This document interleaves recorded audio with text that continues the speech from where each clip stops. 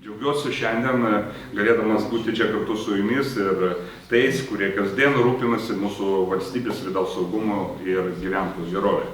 Noriu atsakingai patikinti, kad mūsų dėmesio centre išliks kiekvienas statutinis pareigūnas, kaip ir ministrė kalbėjo, iš tikrųjų mes kalbame apie visą sistemą. Mes nekalbame, tarkim, apie VRM sistemos statutinius pareigūnus arba net ir valstybės tarnautojus. Mūsų priėjimas turėtų liesti visus iškart, o ne taip, kaip būdavo iki šiol, kad viena sritis kažkokia yra iškeliama ir atsiranda disbalansas, atsiranda pykčiai. Šios dienos problema viena iš pagrindinių, galbūt, kurią indikuoja galbūt visuomenė ir mato visuomenė ir apie kurią nemažai yra kalbama, galbūt viešai, kurių visų rūpi, tai kad atlyginimas kažkokio pareigūno per mažas, galbūt mažas ir mažas, bet kada trūksta paslaugos, kažkokius laiku neatvažiuoja ekipažas ar laiku neištyrimo kažkokią bylą, tada sako, kodėl tai dažniausiai sakoma, kad tai dėl to, kad trūksta pareigūnų. Ir neminus metus stebime neigiamą pareigūnų skaičius dinamiką ir šiandien mes galim sakyti, kad statutinėse apskritai visų paėmus vidurkis pagal patvirtintų galbūt etatų skaičių daugiau negu 18%, 18,2% pareigūnų vietų yra laisvų. Tai reiškia, galim pasakyti, kad tai viršia, net jeigu mes sakysim, kad turėtų būti kažkokia rotacija, atėjo išėjo, bet vis tiek tai žymiai viršia, negu būtų, tarkim, versle skaitoma iki 10% yra normalu.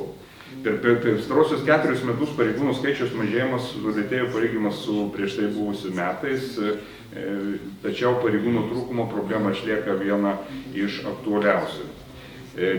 Natūralu, kad jeigu mažėjimas yra pastebimas galbūt ir tyrimas atliktas 24 metais parodo, kad pavaldžių įstaigų VRM, aš kalbu dabar apie VRM pavaldžių įstaigų pareigūnų statutinių pasitenkinimas darbo irgi yra sumažėjęs. Tai mūsų tikslas yra sudaryti teisinės sąlygas padidinti vidaus tarnybos sistemos pareigūnų profesijos patrauklumą, pagerinti pareigūnų darbo apmokėjimą bei išlaikyti socialinės garantijas, siekiant motyvuoti likti tarnyboje, taip pat tobulinti pareigūnų profesinį kvalifikaciją ir sustiprinti pareigtį. Tai vienas iš jų, kaip ir buvo paminėta, mes planuojame ir vedam dabar diskusijas apie pareigūnų rinkimo sistemą ir apie tos sistemos pokyčius. Aš galiu pasakyti, kad yra programoje rašyta, kad tai turėtų būti kolegija. Vienokia ar kitokia forma mes matom, kad pareigūnų turėtų matyti aišku kelią nuo profesinės mokyklos iki magistratūros ir toliau. Todėl šiandien mes dirbame su visais universitetais Lietuvos, kurie teikia arba ruošia teisėsaugos, teisėkūros pareigūnus, kurie galėtų dirbti mūsų sistemoje. Ir kalbame apie tai, kad ryšys tarp profesinės mokyklos iki magistratūros ir toliau būtų prieinamas. Kalbam apie galimybę kursantams tapus po priesagos iškart, kad jie skaitytųsi, kad jie jau yra statutiniai pareigūnai. Nuo pirmos dienos po trumpo kurso, po 3 mėnesių, tarkim 4 mėnesių, jie galėtų būti jau atskaitomi ir pradėtų skaičiuotas į stažas ir jie būtų lygiaverčiai statutiniai pareigūnai. Bet taip pat man kalbame, kad tai būtų tokie pakeitimai. Kalbame, kad užsiskaitytų kreditai, kurie gauti yra profesinėje mokykloje ir po to galėtų nueiti į koleginės studijas arba į universitetinį bakalaurą, kas yra labai svarbu, jeigu mes pažiūrėsim, kad šiandien jau ir kolegija reikia 3 egzaminų. Reikia 3 egzaminų, tai mes galime teikti, kad tai irgi galės sumažinti ir tų kvalifikuotų tyrėjų, kurie dirba su dokumentais ateimą į mūsų sistemą, dėl to, kad didinama konkurencija ir reikalavimai tiems studentams, kurie turėtų ten ateiti mokytis. Tai visą tą sistemą mes artimiausiu metu irgi planuojam išdirbti ir manau kartu su mūsų, čia galbūt daugiau mes liečiam VRM sistemos pareigūnų, bet tikrai galėtų įsitraukti ir muitinės mokykla, kurie yra pareigūnų ruošia, irgi mes galėsim tą programą pažiūrėti, kad irgi galėtų užskaityti kartu su mūsų sistema, kad jie įeitų į tą. Ir planuojam jau šiais metais taip, kad 27 mažiausia, bet jeigu pavyks ir 26 rudenį, jau universitetai suderinus programą galėtų teikti, kad taip, jeigu tu atėjai į policijos mokyklą, į pasieniečių mokyklą, į muitinės rengimo centrą pareigūnų, tu galėtum iškart tikėtis, kad galėsi keliauti arba į koleginį išsilavinimą, arba po išplėstinio kurso iškart eiti galbūt ir į magistro bakalauro universitetinį lygį. Mūsų yra siekis, tai yra pagrindinė numatyti galimybę pareigūnams mokėti didesnį darbo užmokestį, kad pareigūnai nepaliktų tarnybos, o pradedantysis karjerą pareigūnas uždirbtų ne mažiau kaip šalies vadų. Tai iš tikrųjų labai didelis siekis šalies vadų, mes pažiūrėjom, jeigu taip pažiūrėjus ir valstybės tarnyboje šalies vadų uždirba vos ne patarėjas ar skyriaus vedėjas. Bendrai kalbant apie statutinių pareigūnų, įskaitant VRM, Teisingumo ministerijos ir Finansų ministerijos statutinius pareigūnus, tai ir kalėjimo departamento, ir muitinės, ir viso VRM sistemos.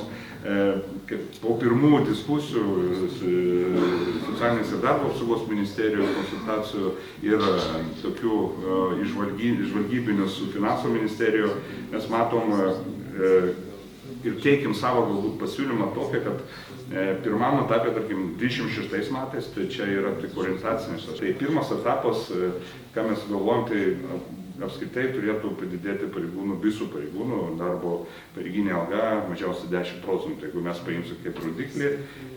Antras momentas turėtų didėti priedo už stažą didį, ypač jeigu mes kalbėsim apie stažas nuo 15 metų, jeigu iki 15 gauni, kaip yra numatyta, po to tas stažas už turėtų didėti iki 20 metų, po 20 iki 25 vėl turėtų procentas padidėti, tarkim jis galėtų tapti po 20 metų didesnis 2 procentai arba kitokia forma. Ir kas yra labai svarbu, aš manyčiau, apie kurią vietą mes tikrai prarandam nemažai gerų profesionalių pareigūnų, kurie ištarnavę ir turi labai didelį patirtį, tai ištarnavus 25 metai pareigūnai išeina. Šiandien aš girdžiu iš mūsų, šiais metais tikrai jau nemažai išeina, kitais metais nemažai išeina. Vienas iš jų, kad jie neturi gauti galimybę valstybinės pensijos. Tai valstybinė pensija, dėja, kaip jau yra pasakęs Konstitucinis teismas, kol tu didį statutinių pareigūnų, valstybinės pensijos negali gauti, bet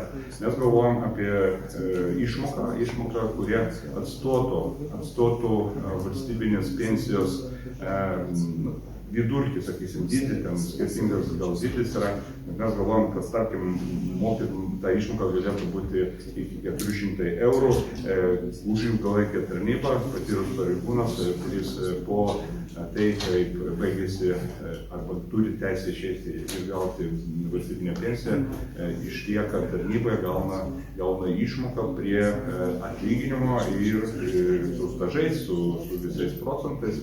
Tai būtų, manyčiau, vienas iš tokių momentų, kurių mes galėtume sulaikyti išėjimą iš mūsų tarnybos. Antraip, galėtume pritraukti naujus darbuotojus, kurie dėl didėjančio atlyginimo naujiems darbuotojams irgi galėtų ateiti ir su tą perspektyvą. Tai numatomas pokytis vienam pareigūnui darbo užmokesčiui padidinti vidutiniškai galėtų būti apie 430 eurų, tai yra vidutiniškai, kažkam mažiau, kažkam daugiau. Lėšų poreikis pirmam etapui, čia kalbu apie visų sistemų, nekalbu tik apie VRM, kalbu apie FM, tai reiškia muitinė, kalėjimo departamentas ir mūsų VRM sistemos visus pareigūnai, tai yra mažiausiai 92 milijonų eurų. Tai yra pirmas etapas. Jeigu kalbėsim apie antrą etapą, tai būtų 27, tarkim, metai, tai vėl kalbėsim apie pareiginės algos, matom, reikalinga didėjimas, taip pat išlaikyti ir toliau tą išmoką vienkartinį už ilgalaikę tarnybą ir kalbame apie išlaikymą to padidinto stažo. Tai antras etapas būtų dar padidėjimas viso atlyginimo. Tai jeigu mes suprantam, kad atlyginimas yra atlyginimo, bet yra dar daug visokiausių dalykų, kurie yra labai svarbu, tai yra socialinės garantijos. Tai kalbant apie policiją, apie policijos funkcijas, mes matom optimizuoti ir peržiūrėti procesus, kad būtų atitinkamai maksimaliai pagerinta į paslaugų teikimas visoje Lietuvoje. Vienas iš jų, aišku, naujų technologijų atėjimas, bet žinom, kad čia GPT neišspręs visų dalykų, aplamai ar baigs išspręs kažkokiu tai dalyku, bet tikrai ne policijoje ir teisėsaugos kitų institucijų pareigūnų darbe. Bet, aišku, matome, kad labai daug yra biurokratinių dalykų dėl medicininės reabilitacijos, dėl tų paslaugų, kurie garantuoja tinkamą kokybės ir apimties reabilitacinės paslaugos. Tai galiu pasakyti, kad pareigūnų medicininė reabilitacija apmokama iš VRM skirtų valstybės biudžeto lėšų ir kas yra, man atrodo, iš VRM apmokam visus statutinių. Šiandien mes jau sudarom sutartį su papildomom įstaigom, kas yra naujovė, čia buvo tik VRM medicinos įstaigos, bet jau turim berods 3 sutartis su kitomis įstaigomis, kurie išplėstų paslaugų galimybę gavimo ir pristatom dar mūsų Trakų padalinį, Turto bankas dar vykdė remontą, bet po to, kaip pavyks, tikiuosi, kad tai pavyks, tai bus tikrai nebloga bazė tam, kas naudojasi VRM, ypač galbūt medicinos centro paslaugomis. Aišku, visiems numatomas pokyčios reikalingas papildomas finansavimas, visam tam poreikia, kurie yra, atrasti ir tą, tikiuosi, pavyks atrasti tą finansavimą ir mūsų sistemai, dėl to, kad ir premjeras, ir socialinė darbo apsaugos ministrė pozityviai žiūri į pareigūnų problemas. Teko ne kartą su premjeru apie tai kalbėtis.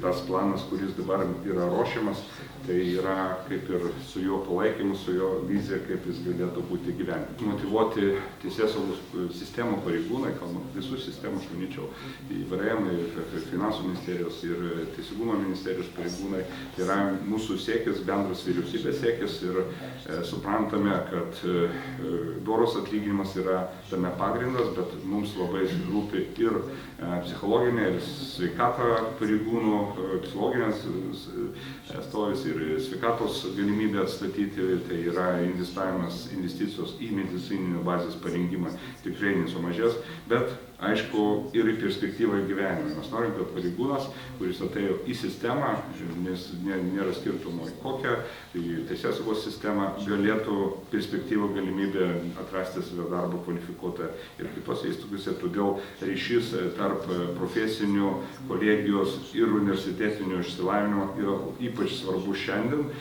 Nekalbam mes apie galimybę statyti galbūt seną variantą akademijos, dėl to, kad policijos akademijos, dėl to, kad tai yra pakankamai pasikeitusi situacija, gyvenimas nuėjo kitur, turim karo galbūt akademiją, bet kalbant apie sistemą, visgi matom, kad mes turim integraciją padaryti visos sistemos mūsų su galiojančia, bet sakysim, pagrindinė, galbūt motininė visą akademinę sistemą, kuria Lietuvoje yra sukurta. Taigi linkiu visiems prasmingas, konstruktyvios konferencijos ir atvirų diskusijų. Jūsų įžvalgos patirtis, kaip ir buvo nekartą čia minėta, yra labai mums svarbus ir džiaugiuosi irgi bendradarbiavimo. Ir su pirmininkė nekartą buvo apsilankusi mūsų ministerijos, viceministrais kalbėjo ir tikrai tas dialogas vyksta. Mums padėjo galbūt formuoti tokią objektyvę, realistinę vyriausybės programų priemonių planą ir tikrai suprasti, kurgi slypi tie pagrindinės problemos teisėsaugos pareigūnų ekosistemoje, kurių mes politikai galbūt būdami ne visada galėjome pamatyti. Tai už tai aš jums dėkingas ir linkiu jums gerų sprendimų ir, aišku, kaip čia, su viltim žiūrėti į ateitį.